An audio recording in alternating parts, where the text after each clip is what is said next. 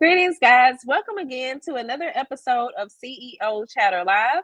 And as I mentioned earlier to you all, that we did have two guests today. So I have two episodes that I'm doing today, of course, and they are both related to the Profit and Secure Her virtual conference.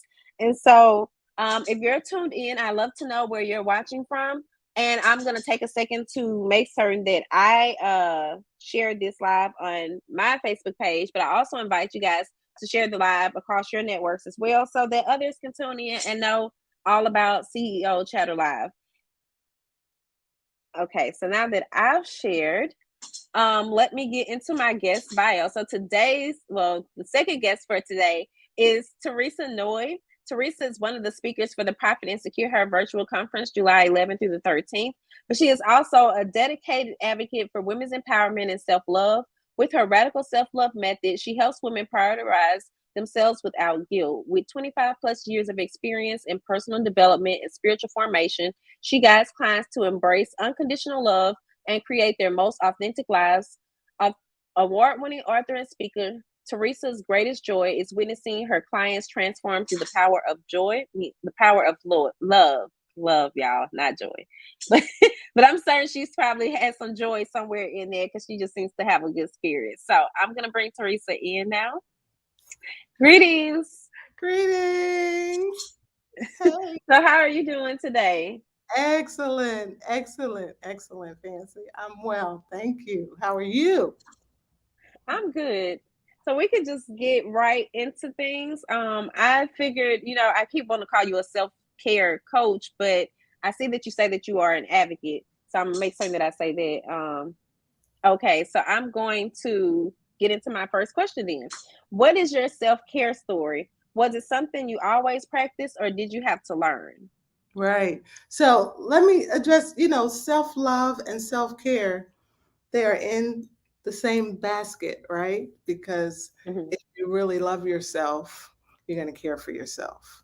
Um, my story is I was a burnt out mom, minister, worship leader, professor. I was doing all the things, pleasing everybody, taking care of everybody, but not taking care of myself. And my hair started to fall out. I started to have digestion issues.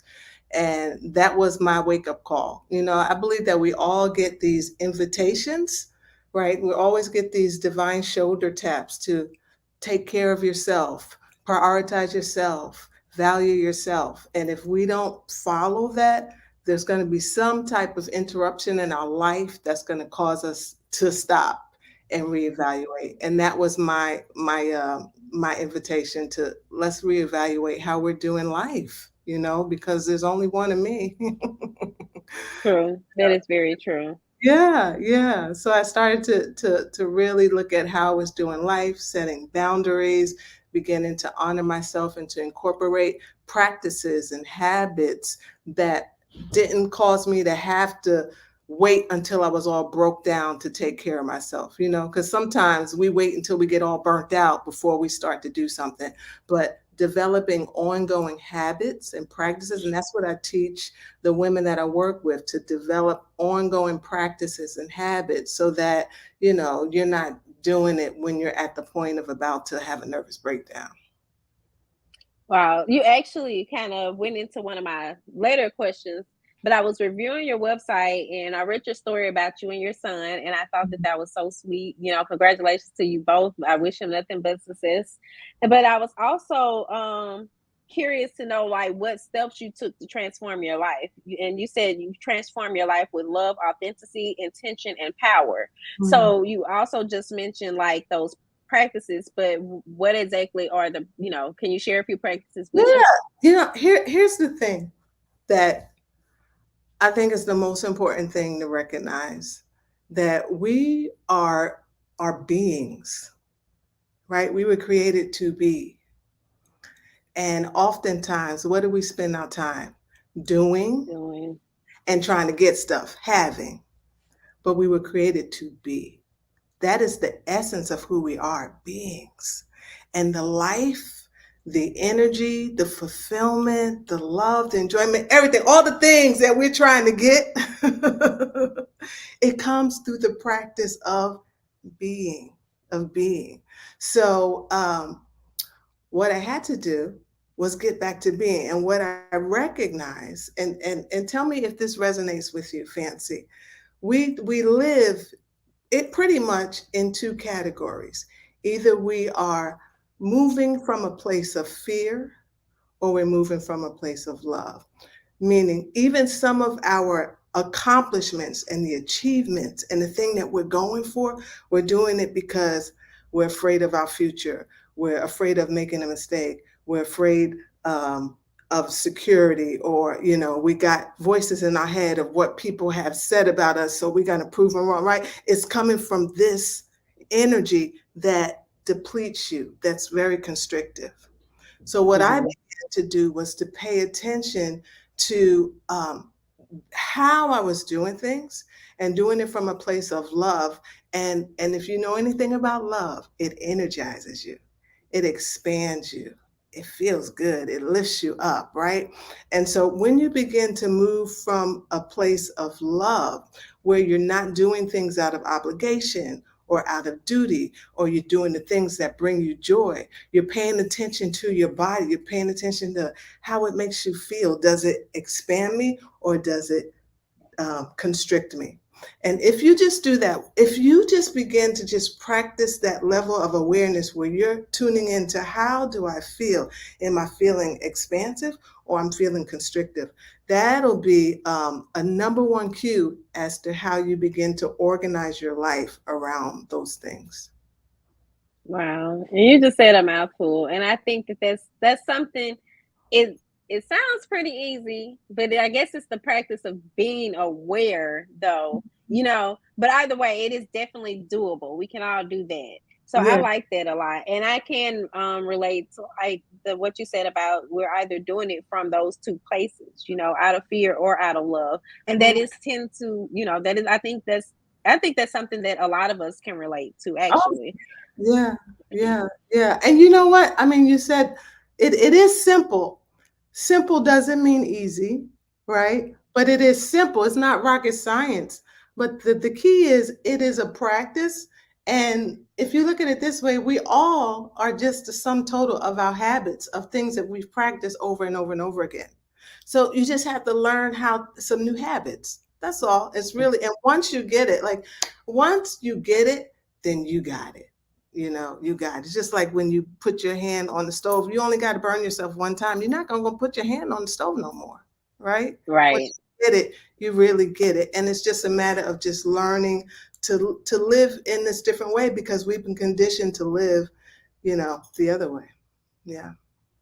Yeah, I like that. And it even too, it makes me think about just lately, I've kind of been noticing that, I've been like, okay, maybe I don't like seeing my sweater through on the sofa, but I keep doing it. And I was like, you got to start making it a habit of hanging your sweater up so you can stop seeing it there, so you can stop being annoyed by it. But I've just noticed that I've been kind of I guess thinking of better habits. Like I don't know why it's just kind of like been a thing for me over the past week. Just like, hey, you could do this and then you stop having to worry about that. So I Mhm. like that. It's just odd that, we end up having this conversation and that kind of brings that to mind. Mhm. But I know you work with women who may have settled in life, but I'm curious to know how to tell if they've settled. Like what are some signs that you're settling? Yeah. Well, guess what, Fancy? It goes back to what I was saying earlier, right? Like, how do you feel? How do you feel? Because here's the truth. We were created to feel good, to enjoy life, to have this awe and this curiosity, like when you were little, like when you just think about when you were kids, right? How kids are just like, oh, everything's like, oh, it's just awe. With that we never lose that, but we trade it in from being grown up, and then we settle for the things that don't bring us joy. So I would invite you and the women to consider, are you doing things that bring you joy? That's one of the number one things when you know you've settled, when you just are just going through the motions, when every day is just, here we are, same old thing. What brings me joy? Am I doing something that lights me up? Do I get up in the morning ready to slay the day? Not like ready, oh, I'm gonna make it. I gotta do it. I gotta do it. I gotta do, because that's what Black women do. Not that, but like, who am I gonna impact today? How am I gonna make somebody's life richer? What things am I gonna do that light me up? If you don't have that feeling at some point in your life, you have settled. Wow. I think that's a very great description. And I also like how you distinguish between the two, because I know I can even find myself doing that, you got to do it. So you got to do what you got to do type of thing. But I Mhm. like the opposite end of that. Well, how you mentioned like doing it just with more eagerness, and also not just making it a self thing. For your example, it was also about other people and how Right. you can help them. And so I think that's just, yeah, that's a good takeaway, guys. If y'all hadn't if you all didn't notice that, it just kind of stuck out to me that it was more people focused. And Mhm. so I like that. So you kind of mentioned the practices that you do with your clients, but typically, like how, and we know that the clients are kind of like maybe in a settled stage, but are there any other ways, like how would you describe your ideal client? Yeah. Well, I work with high achieving Black women that have historically put everyone else first to now recognize that this is the time, it's their time to put themselves first.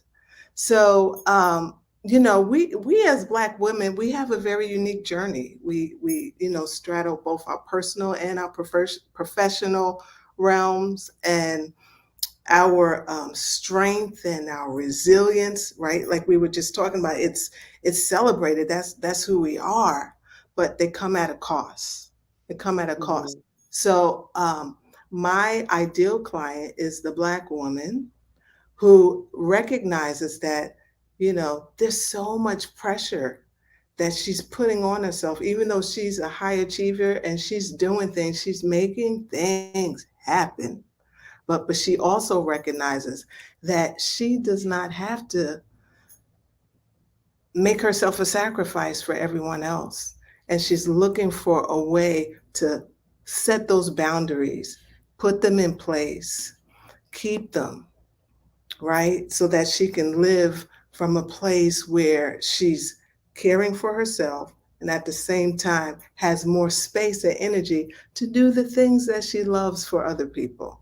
So they're at that point where they are aware. They are aware that something has got to change, but they're not sure how.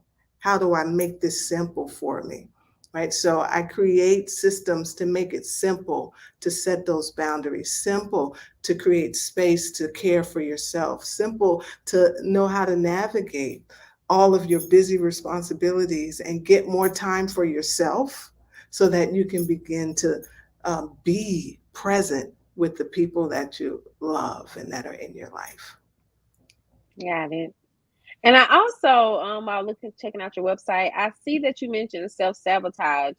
Mm. So I was curious to know, like, I know that there's like this big debate if imposter syndrome is real or not. Do you believe in imposter syndrome, or what are your thoughts on it? Imposter syndrome is very real. I know a lot of people are just like, no, but I believe in it as well because I believe I've experienced it. And I even had someone tell me like with every new level of success, you're gonna experience it again. And I Yeah. think that that's fairly true from what I've been experiencing. So I was just Mhm. curious to know what your thoughts were on the matter because I was like, well, what if she don't believe in it? That would have been interesting, but I yeah. believe everybody has the right to their own opinion because, that's the beauty of freedom. I will say from my experience and from the experience of the women that I work with, um, you think about it, especially for Black women, that constant grind and that pursuit of success, not often seeing people that look like you, not having models when you arrive at those spaces, of course you might feel like you're not worthy, that you don't deserve to be here, because that's the narrative that's been given to you over and over and over again. So, yeah, you can get that voice in your head that says you don't belong here, that your skills are not enough, that you don't belong to be in this space, right? But that doesn't mean just because you hear it, it doesn't mean that it's real, that well, it doesn't mean that it's true. What you're feeling is very real, but it doesn't mean that it's true. So that's all it is. It's just a narrative.